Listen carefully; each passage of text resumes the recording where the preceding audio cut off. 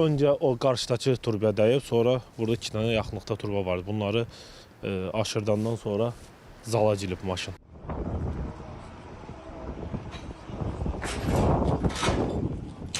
Binə Atçılıq yaşayış massivində ölümlə nəticələnən yol nəqliyyat hadisəsi baş verib. Məlumata görə 25 yaşlı Orxan Qurbanovun idarə etdiyi Assamad markalı avtomobil idarəetməni itirib yol kənarında fəaliyyət göstərən idman zalına çırpılıb. Hadisə zamanı məlumata görə 25 yaşlı sürücü hadisə yerində dünyasını dəyişib.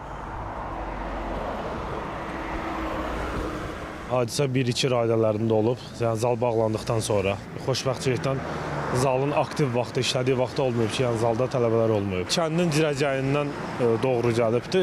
Yəni gördüyümüz kadra nisbətən ki, kəndin girəcəyindən olubdu. Orta sürətlə gəlibdi, ola bilər idarəetməni itiribdi. Öncə o qarşıdakı turbaya dəyib, sonra burada 2 dənə yaxınlıqda turba vardı. Bunları aşırdandan sonra zala girib maşın. Bura bir tədbir görmək lazımdır. Ya bura sürət həddi, radar qoyulmalıdır. Qabaqlayıcı tədbirlər görülməlidir ki, bu hadisələr yenidən baş verməsin.